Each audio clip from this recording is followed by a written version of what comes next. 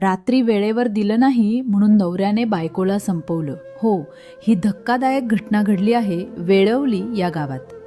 नाशिक जिल्ह्यातल्या वेळवली या छोट्याशा गावावर रात्र हळूहळू पसरत चालली होती.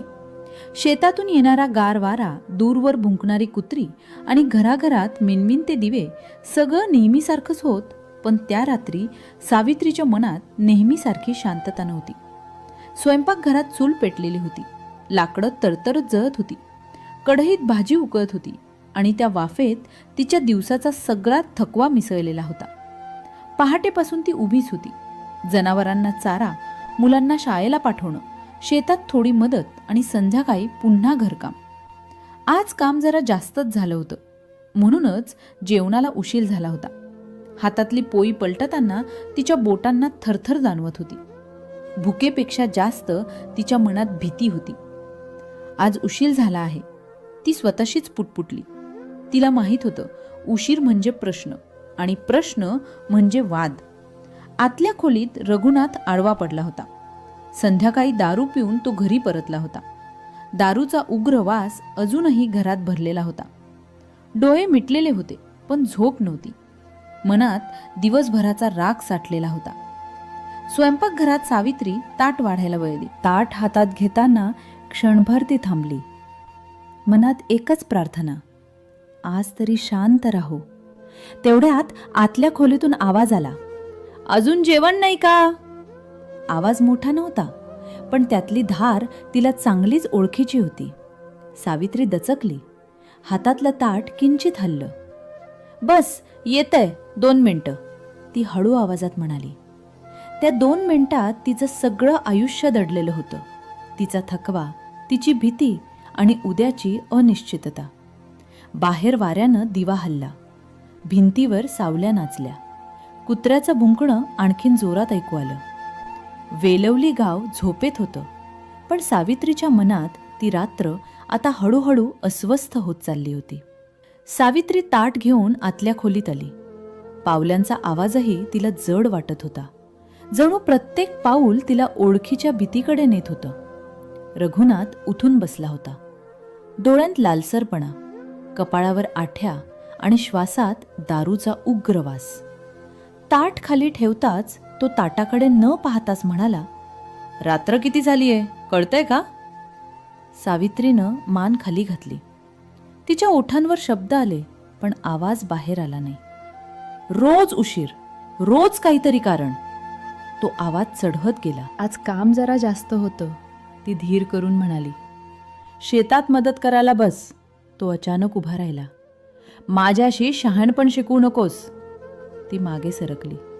भिंतीला टेकली. हृदय जोर जोरात धडधडू लागलं.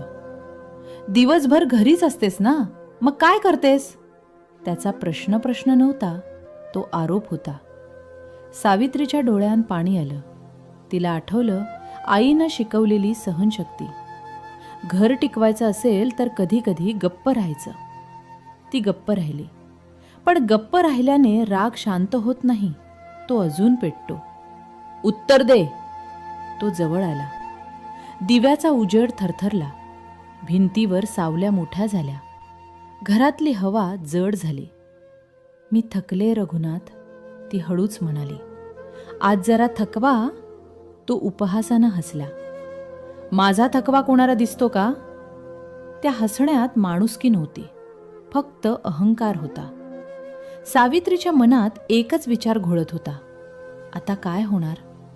वेलवली गाव झोपेत होतं, पण त्या घरात शब्दांनी आता आग घेतली होती. रघुनाथ सावित्रीकडे अजून एक पाऊल पुढे आला. त्या पावलाचा आवाजही त्या शांत घरात अतिशय मोठा वाटला. आता कुणीच ओरडत नव्हतं.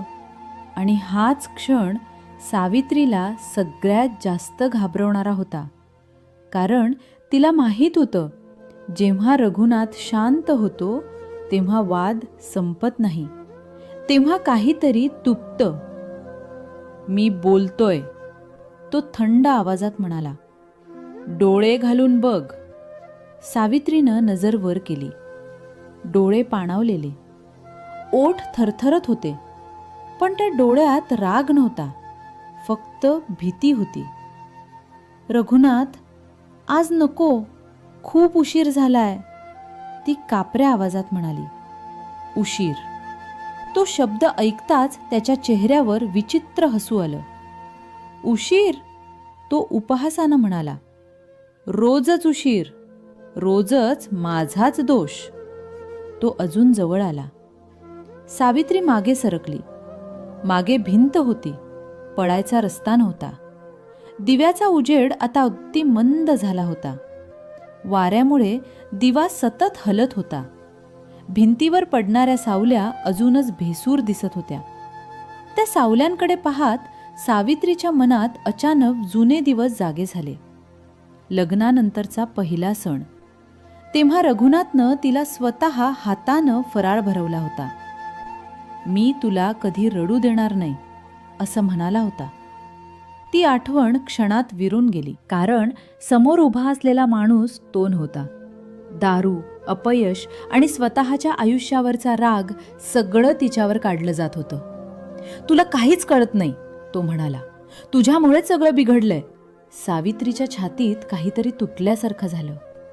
मी फक्त, ती बोलायचा प्रयत्न करत होती, पण शब्द पूर्ण होण्याआधीच तो क्षण आला ज्याला शब्द नव्हते. त्या एका क्षणात रागानं माणुसकीला हरवलं, संतापानं विवेक गमावला आणि एका घरात भयाण शांतता पसरली. काही वेळ फक्त श्वासांचे आवाज होते, घाईघाईचे, अस्थिर. मग तेही हळूहळू कमी होत गेले. रघुनाथ तिथेच उभा राहिला, डोळे अजूनही लाल, हात थरथरत होते. आता दारूची नशा उतरायला लागली होती आणि तिच्या जागी भीती येत होती. तो मागे वळून पाहतो. घर, तेच घर, पण आता ते ओळखीचं राहिलेलं नव्हतं. बाहेर कुठेतरी पहाटेचा पक्षी हलकेच ओरडला. वेलवली गाव हळूहळू जागं होत होतं. पण त्या घरात एक आयुष्य त्या रात्रीच थांबलं होतं आणि रघुनाथला आता हळूहळू समजत होतं, काही चुका कधीच सुधारता येत नाहीत. पहाटेचा उजेड हळूहळू वेलवली गावावर पसरू लागला. पक्ष्यांचा किलबिलाट सुरू झाला. शेताकडे जाणाऱ्या पावलांचे आवाज ऐकू येऊ लागले. गाव जागं होत होतं. पण त्या घरात अजूनही रात्रच होती. रघुनाथ कोपऱ्यात बसला होता. डोळे लाल, डोकं खाली, हात थरथरत होते. समोर सावित्री निशब्द पडलेली होती. तो तिच्याकडे पाहत होता, पुन्हा पुन्हा. सावित्री, तो हळूच म्हणाला. कोणतंच उत्तर आलं नाही. तो जवळ गेला, हात हलकेच हलवला. तो हात थंड होता. त्या थंडपणाने त्याच्या अंगातून काटा गेला. मी काय केलं, तो स्वतःशीच पुटपुटला. दारू उतरली होती, राग ओसरला होता. पण जे झालं होतं ते परत येणार नव्हतं. थोड्या वेळात शेजाऱ्यांना संशय आला. दार उघडलं गेलं आणि एका क्षणात सगळं गाव त्या घरासमोर जमलं. कोणी बोलत नव्हतं. कोणाच्या डोळ्यात पाणी होतं, कोणाच्या चेहऱ्यावर धक्का. फक्त जेवण उशिरा झालं होतं. एक आवाज कुजबुजला. पोलीस आले. घरात पाहणी झाली. प्रश्न विचारले गेले. रघुनाथ काहीच बोलला नाही. डोळ्यात पश्चात्ताप होता, पण तो पश्चात्ताप आता निरुपयोगी होता. सावित्रीचा संसार त्या रात्रीच संपला होता. आई वडील आले. आईनं तिला पाहताच छातीवर हात मारला.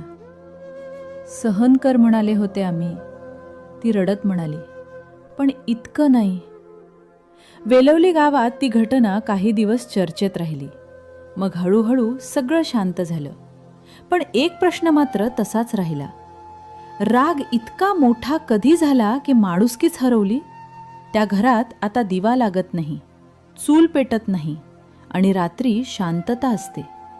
पण ती शांतता खूप भेसूर असते.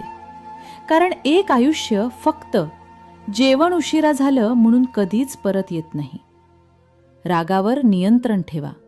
हिंसा हा पर्याय नाही. आज गप्प राहणं उद्या आयुष्य वाचवू शकतं.